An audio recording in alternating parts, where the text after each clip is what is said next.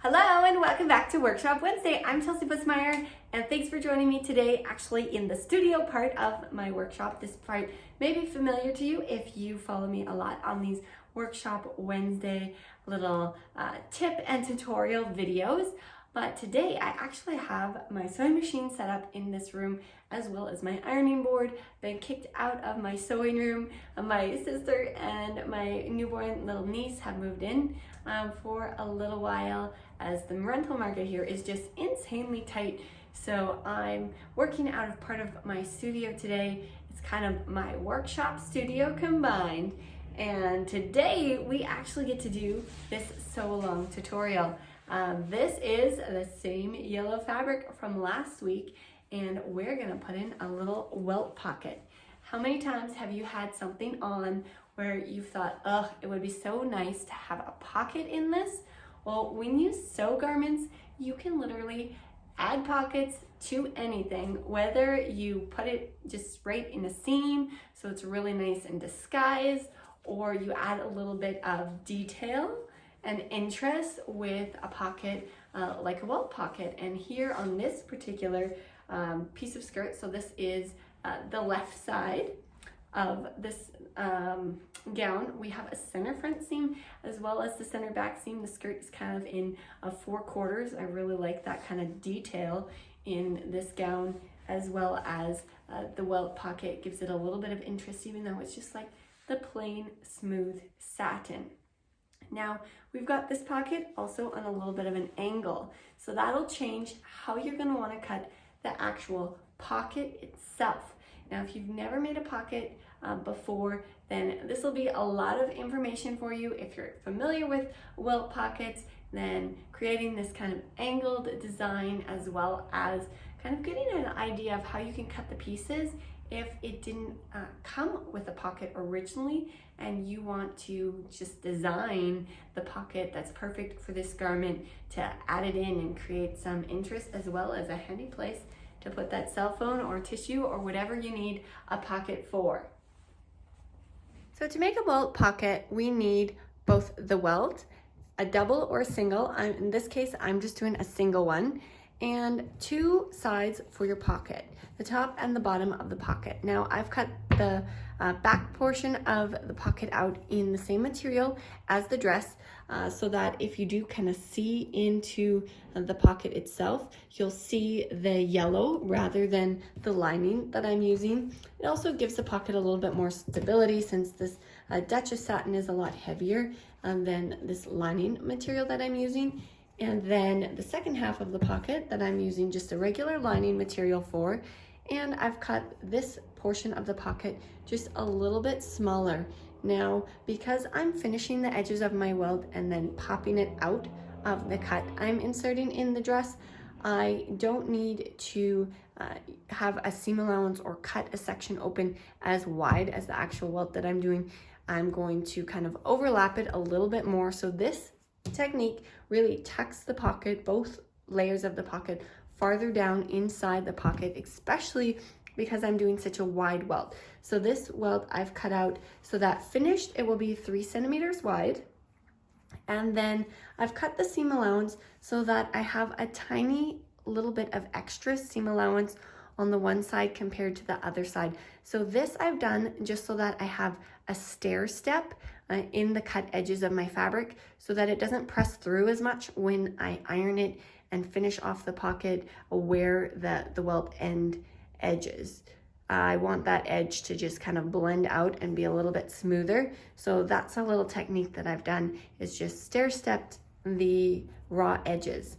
So I've already pressed it in half, but the first step I'm going to do is I'm going to take this to my machine, fold it over inside out, and I'm just going to stitch the seam allowance on either end. Now I'm going to be very, very careful that the full finished length of my welt pocket is still there. This should have a centimeter seam allowance on either side. But the main thing, if you take nothing else away from this video, that if you remember whenever you do pockets, especially welt pockets, just work very, very precisely and square. Whenever you're supposed to have a right angle, have a right angle, and make sure that each length is exactly the length that it needs to be, whether it be the welt itself, a stitch line, anything, and this will really help your pockets finish off more professionally and have less problems or potential problems that you run into. Here we go. I've stitched the edge of both sides, and I'm just going to flip this side around and ensure that it's exactly the same length as the first side that I've done. Whenever you're doing two sides of something, it's really important to make sure that they stay symmetrical. And if you've ever done a welt pocket before, you might have noticed that I haven't added any interfacing to this. Oftentimes it does call for interfacing, and if you are working with a lighter weight fabric, something that has some mobility or stretch to it, you may want to put some interfacing in it. I'm not adding interfacing to this because this Duchess satin is, again, so stiff and heavy in and of itself. And if you've followed me for a while, you probably have heard me talk about sewing variables. And this is, once again, a sewing variable. So this is something that you are totally in control of, adding or not adding interfacing at any step. And depending on the fabric at hand and what you're creating, you may or may not want it or need it. But always kind of know that it's available, but it's not a necessity to use. Now here, now that we have the pocket, the edge of the pocket finished, we're gonna go and move on to the actual pocket pieces themselves. So you might have noticed that they look a little bit different. It's not symmetrical in the shape. I've cut it so that it will hang nicely on an angle.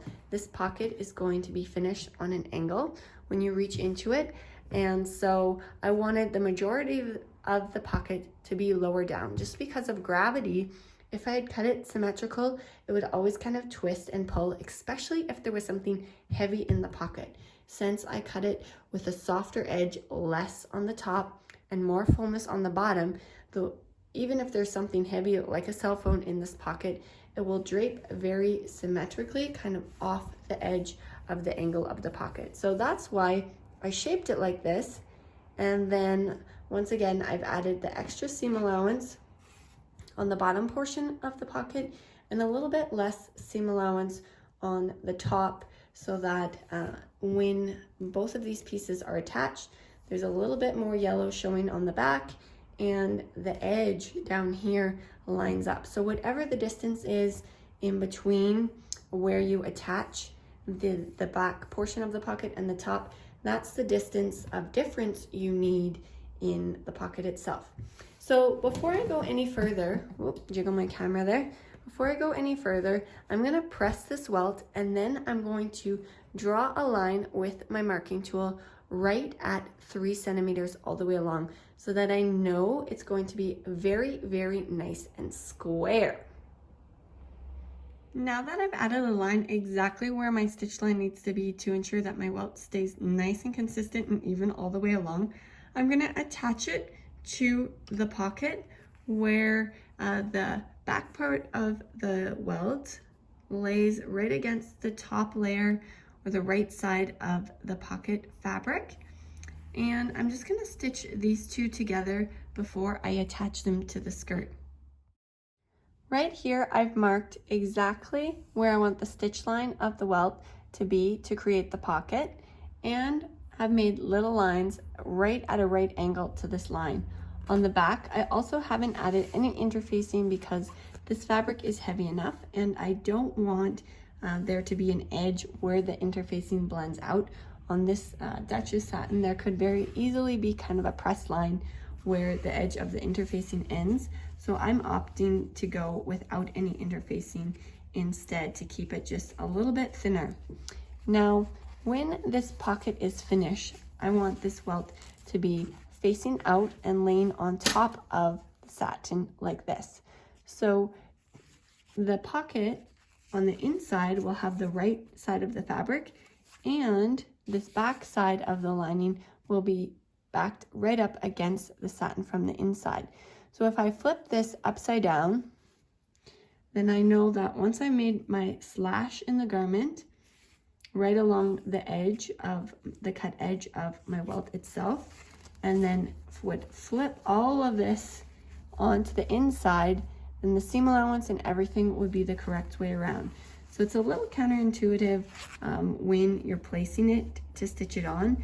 So that's how I like to remember it, is I place it kind of right side up so that I know everything's laying in the right spot, and then do it like I would to kind of flip it underneath, lay it in place, and then make sure that it's nicely lined up with my line. And if I want to just check too, I can just roll it up carefully and make sure that the stitching from attaching the lining to the welt is also running directly on top of the line I've marked on the garment, to ensure that it's really going to be nice and square and properly placed. Working super exact is key to the success of your pocket. So you'll want to make sure that your needle goes down right at the edge of the welt, not a stitch before and not a stitch after, and then back stitch a little bit to ensure that that corner is nice and sturdy.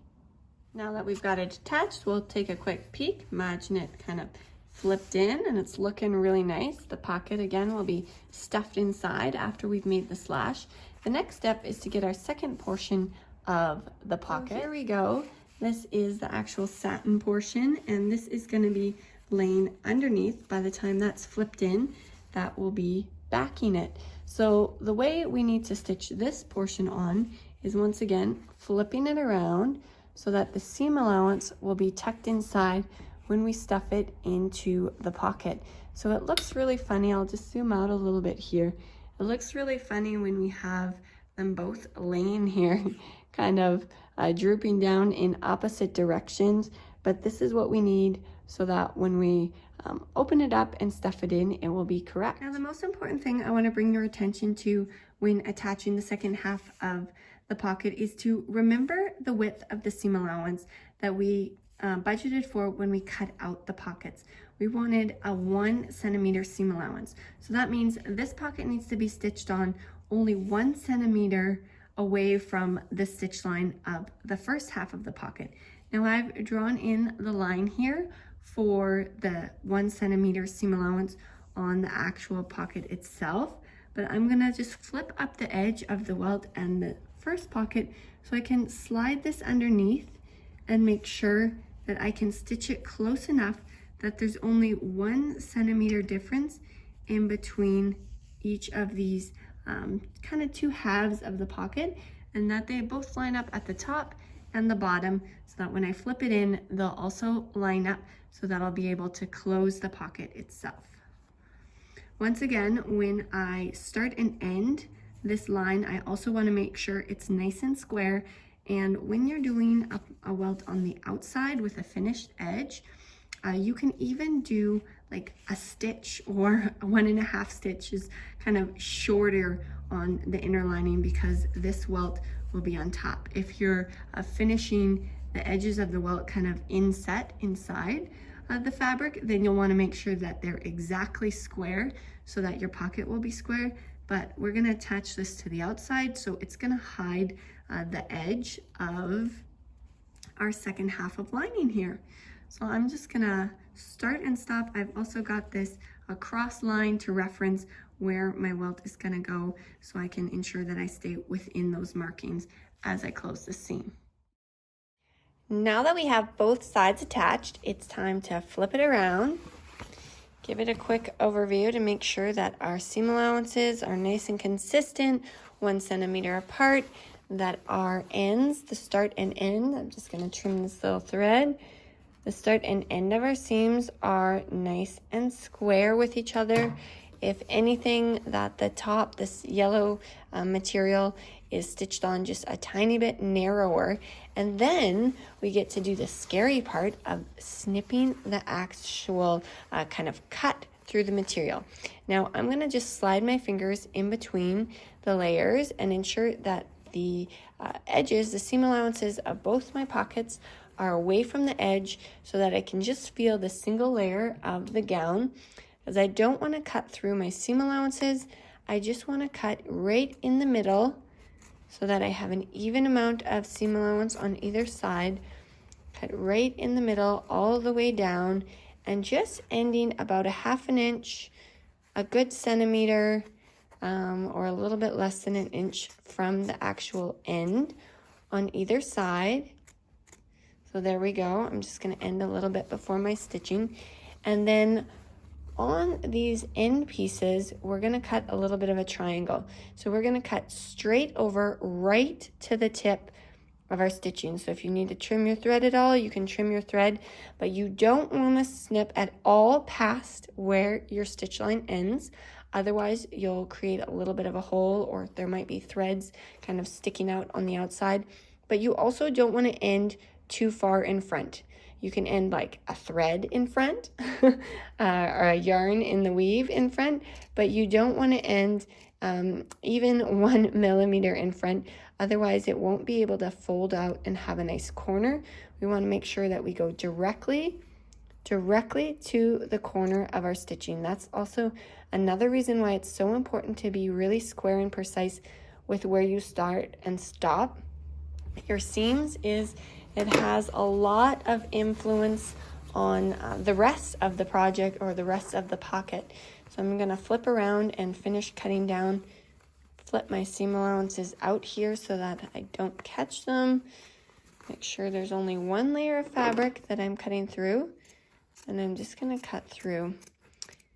I love to cut or slash open these pockets after I've attached it, because that way I know it's in the right place. I can verify and double check that everything is the right way around, and then be really clean with how I cut these corners open. So I'm going to cut them open directly to my markings, and now I can flip the pocket on the inside. So we're going to flip it all on the inside, the front layer, the back layer, and then we're going to bring this over to the ironing board in a second and give it a nice pressing to make sure everything is in the right spot. Here we go. It's looking good. This needs a nice pressing around the corner. And then on the back, this is what it looks like. We've got our yellow material. It's totally flat, a little bit bigger. And this will also help you understand why the white was a little bit smaller, because we have this just this 1 centimeter of difference in the length that we needed for the white compared to the length that we needed for the yellow, so that when we go to close this pocket, those edges just line up perfectly. As with any sewing project, well pressed means well sewn. So I'm just going to flip up the seam allowance from this back pocket and the dress so that it's pressed flat and up on this side. And then these little corners that we cut are going to be sticking in on top of that pocket, kind of inside the pocket on both sides. And then our welt is going to go over top, and we're going to stitch that down in a moment, but we're going to make sure that the pocket lining on the inside as well as the gown on the outside are also pressed nice and flat as we go along. Well, now I can add the second half of my skirt to the first half and sew this whole gown together. I've got the bodice already finished, and we just needed this pocket in here so I can get the skirt together and get the fitting booked. I hope you enjoyed this episode, this sew along tutorial episode of Workshop Wednesday. If you're not part of my Facebook group, definitely click the link in the box below and see me over there. I'd love to hear from you and get some feedback, what type of videos you'd like to see. And you can post questions in there, as well as share your projects when you've put a pocket in something that didn't originally have a pocket and you're just excited. That's probably the number one thing that my clients, when they come in here and we're talking about doing a custom design gown or made for them gown, and they're like, can you put pockets in it? And I'm like, sure, we can put pockets in anything. And they literally, light up and are so excited about that. So remember, when you sew, you can put pockets in anything. Till next week, happy sewing.